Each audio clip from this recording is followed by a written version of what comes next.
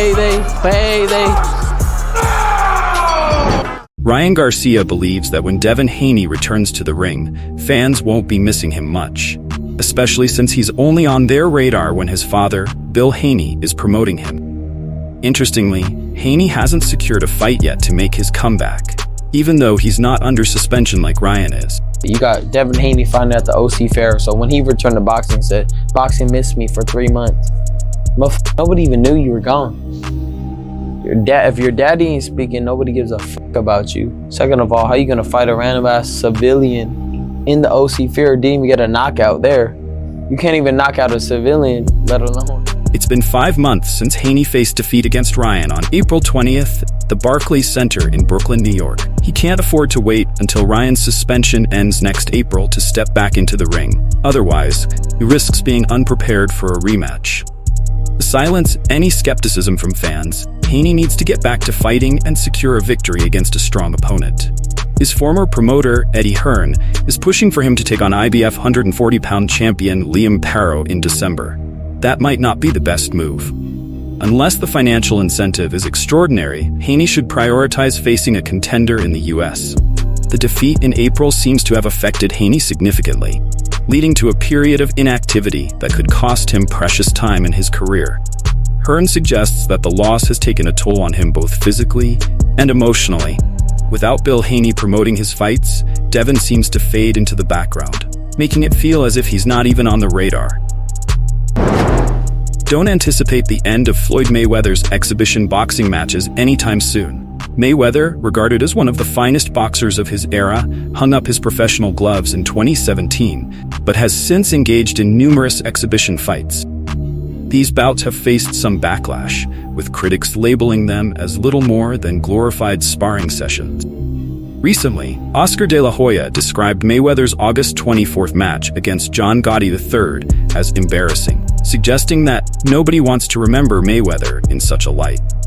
However, the 47-year-old Mayweather took to Instagram on Friday to defend his choices, asserting that he has the right to spend his time as he pleases and is earning substantial income from these events.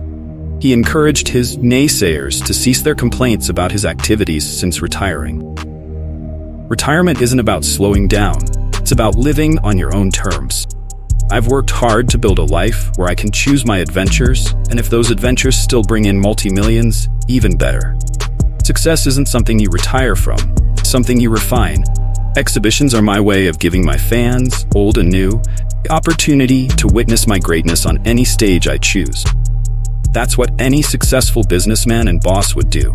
It's okay for Jeff Bezos, who is 60, Bill Gates at 68, and Warren Buffett at 93, to continuously build their legacies and wealth, and they're celebrated as smart businessmen. But when I, a black man far younger in age, choose to do the same, somehow it becomes a problem for naysayers with nothing to their name.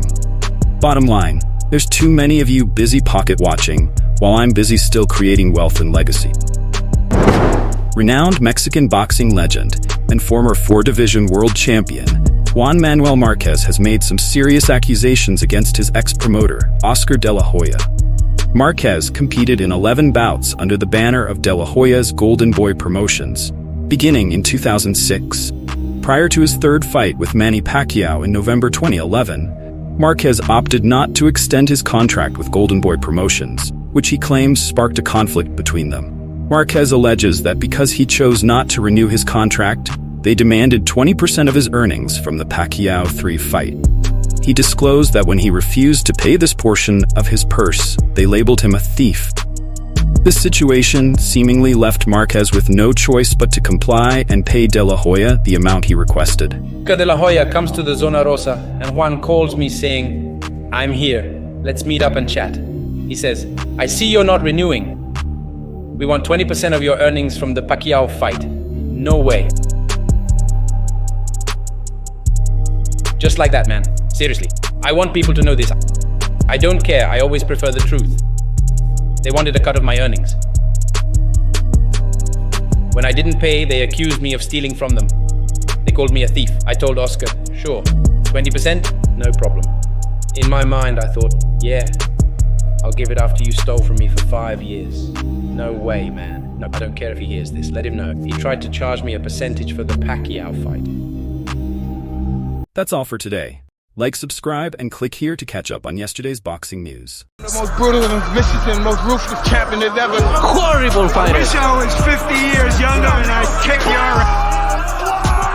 Payday. You want payday.